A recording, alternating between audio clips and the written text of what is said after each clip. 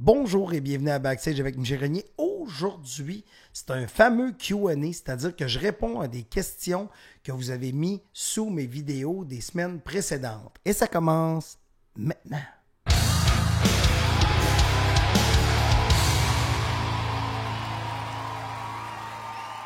Alors, très simple, cette semaine, j'ai dit, je vais prendre des questions qui m'ont été posées, qui sont trop courtes peut-être pour faire un vlog, ou peut-être un jour, il y aura un vlog là-dessus, mais je décide d'y répondre immédiatement via ma face.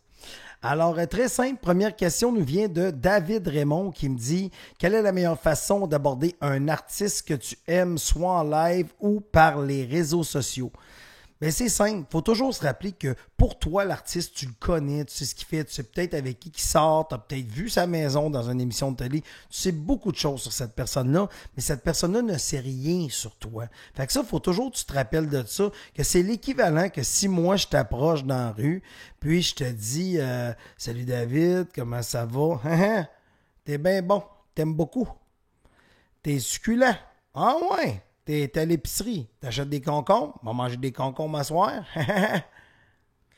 C'est un peu spécial, tu sais. Donc, finalement, on approche un artiste de la façon la plus tendre possible, c'est-à-dire juste aller lui dire ou regarde, j'aime ce que tu fais, j'aime vraiment ce que tu fais, merci, continue, lâche pas. Je pense qu'il n'y a pas un artiste qui va se plaindre de quelqu'un qui aime ce qu'il fait.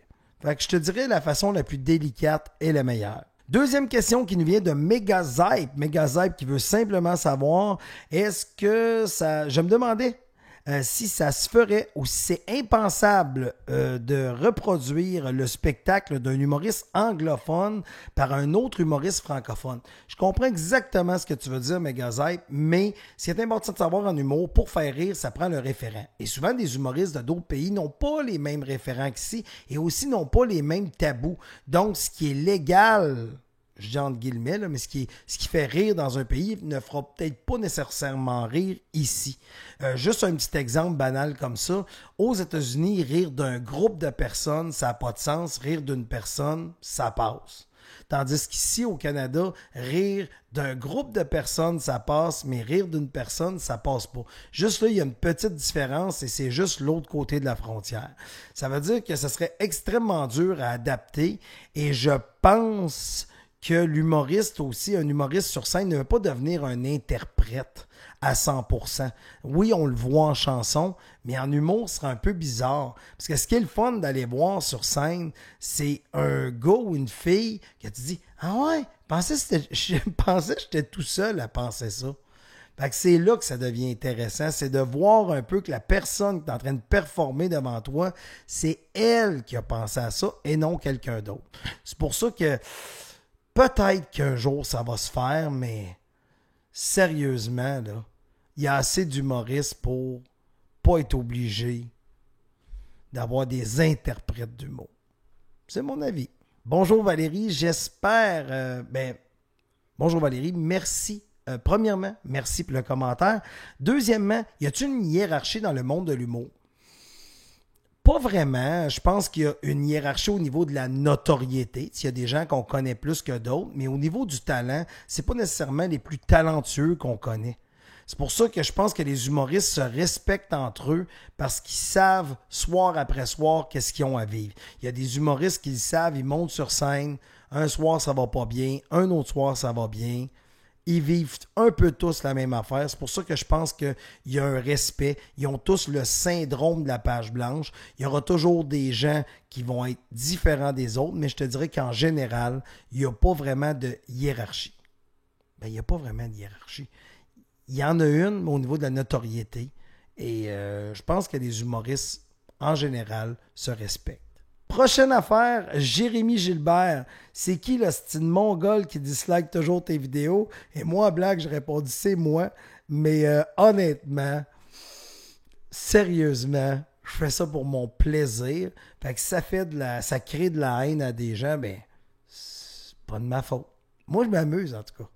Fait que merci Jérémy de te soucier de mon état d'esprit. Prochaine question. Éric Chiasson, as-tu des conseils pour un gars du Nouveau-Brunswick qui 3 ans passés, est revenu sur scène en humour après 15 ans d'absence. Ouf, ça prend du courage. Qui fait régulièrement 10 heures de route, dort dans son auto pour participer à des soirées open mic à Montréal. Sérieux, Eric, je te lève mon chapeau. Je vois vraiment que tu es passionné par ça. Est-ce une perte de temps et d'argent de ma part? C'est ça ta question. Mais regarde, Eric, tu as l'air de t'amuser là-dedans, ça a l'air de te passionner. Il y en a qui font des kilomètres et kilomètres pour aller courir des marathons. Il y en a d'autres qui font des kilomètres et des kilomètres pour aller photographier des oiseaux. Mais toi, c'est l'humour. Fait que t'aimes ça. Ça dépend c'est quoi tes aspirations. Et va écouter l'épisode de la semaine dernière, Open Micer, et tu vas comprendre ce que je veux dire par aspiration et objectif. Prochain commentaire nous vient de Oliver.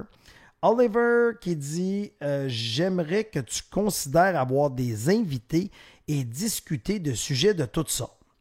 Sérieusement, Oliver, j'ai une vie très, très chargée. Et ce que j'aime du backstage que je fais présentement, je peux l'enregistrer quand je veux. Je peux l'enregistrer tôt le matin, je peux l'enregistrer. En plus, j'habite sur la rive sud de Montréal. Donc, faire venir des invités, je dis pas non pour un épisode spécial, mais pour le moment, j'aime contrôler le rythme. Puis quand j'en aurai une coupe d'avance, comme là, tu vois, j'enregistre 7 semaines, celui de 7 semaines. T'sais. Fait que l'été, pendant les festivals, c'est plus difficile pour moi de maintenir le rythme. Alors, je vais sûrement m'adapter, mais merci de souhaiter qu'il y en ait un d'une heure. On ne sait jamais. Peut-être un jour. Je vais aller m'acheter un autre micro.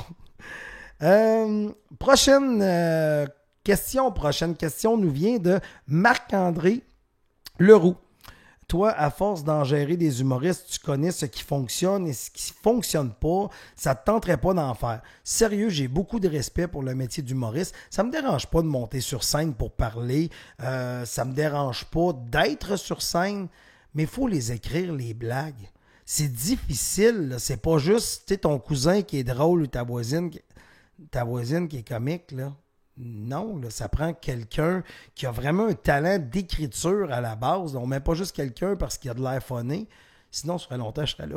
Non, mais j'aime ça, rester derrière.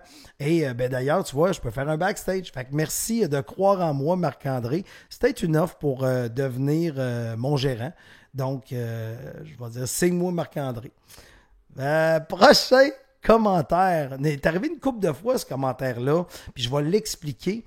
C'est Drumming in Space qui a dit vraiment bonne tes capsules. Petit X, le son de l'intro me fait sursauter. Hey, je suis désolé pour les gens que j'ai fait sursauter, mais honnêtement, je fais mon son, c'est correct, tu sais. Puis là, la musique, la guitare, je trouve ça tellement bon. Je pense que je le mettais trop fort au début, puis c'était d'ajuster mes affaires. Puis je sais qu'on pourrait normaliser toute la patente, mais j'étais pas efficace au début. Je pense que ça s'améliore, vous saurez me le dire. Mais là, au début, je sais que c'est n'importe quoi. Même moi, je le vois que c'est n'importe quoi. Mais ce qui est important, c'est pas le son. Mais non, c'est important. Mais c'est le message que j'essayais de passer. Alors, merci, Drumming in Space. Et j'espère de m'améliorer de semaine en semaine. Mais c'est sûr que c'est plus que je vais en faire, mieux que je vais être. Alors, merci. C'est un commentaire constructif en passant. C'est pour ça que je suis vraiment heureux que tu me l'aies fait. Gras de porc, pour le Q&A, comment ça marche pour un humoriste puisse se faire booker dans les différentes soirées d'humour bar de Montréal? Est-ce que les humoristes sont gérants qui doivent faire les démarches pour aller jouer dans les différentes soirées? C'est l'organisateur, l'animateur de la soirée qui cherche des artistes qui vont se produire. Alors, gras de porc, je vais te répondre comme suit. Si tu commences, tu me poses cette question-là, c'est parce que tu n'as pas de gérant présentement. Ça, c'est clair. Mais tu as peut-être le goût de faire de l'humour. Alors, c'est très simple. Va sur Facebook. Regarde les artistes que tu aimes, dans quel bar qu'ils jouent, dans quelle salle qu'ils jouent. Et tu vas voir si c'est des soirées open mic ou pas. Tu peux même marquer open mic sur Facebook. C'est le fun de Facebook. Ils savent pas mal tout maintenant. Donc, tu vas sur Facebook, tu peux marquer soirée et t'appelles.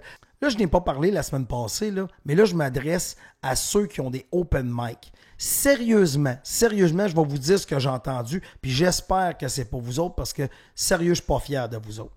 Il y a une fille, la semaine passée, j'étais au party à ZooFest. Ouais, c'est ça.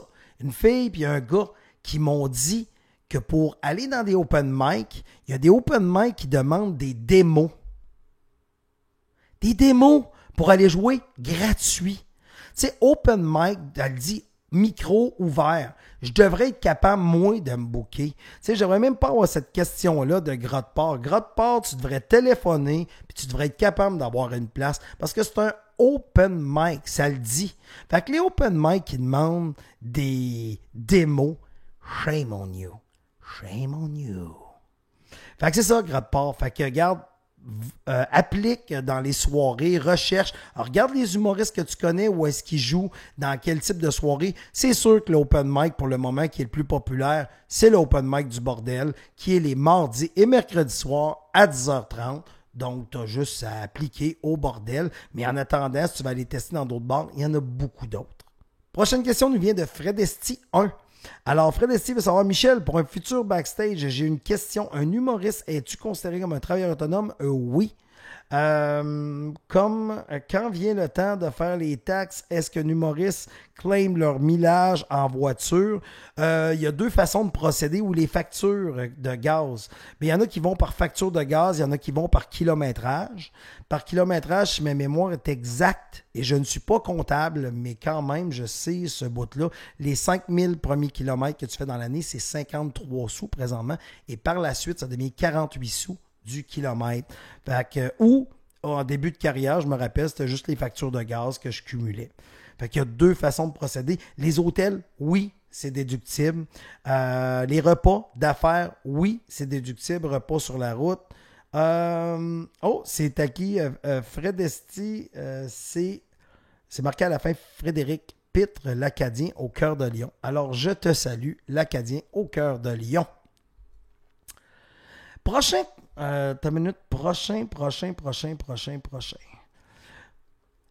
commentaire et dernier commentaire.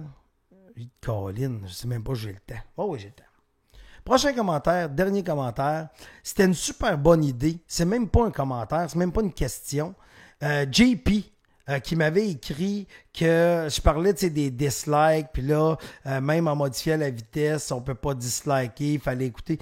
J'aimais beaucoup ton idée d'avoir écouté un pourcentage du vidéo avant de pouvoir dire dislike ou like. Fait que je voulais juste faire un gros shout-out à JP. Merci pour ton commentaire. Tu vois, j'avais même pas pensé. Et c'est à ça un peu que je veux que ça serve, ce vlog-là. C'est bien beau que je vous amène des idées, mais si en retour, vous arrivez avec une solution, je trouve ça fantastique. Fait que merci beaucoup, JP. Et c'est ce qui complète l'épisode Q&A d'aujourd'hui. Alors, j'espère que vous avez aimé ça. Continuez à poser des questions. Je vous dirais, je vais refaire un Q&A dans une dizaine ou une douzaine d'épisodes encore une fois. Merci à tout le monde qui me laisse des commentaires constructifs, des commentaires positifs. J'ai besoin de m'améliorer, comme vous vous rappelez, Drumming in Space qui m'a dit que mon son était bizarre. J'essaye de corriger ça. Merci de ce commentaire-là. Au lieu de juste mettre un pouce en bas et de pas m'expliquer que mon son est pas bon. Fait que je remercie tout le monde. Je vous souhaite une bonne semaine et d'ici là, on se revoit la semaine prochaine. Merci. Ciao.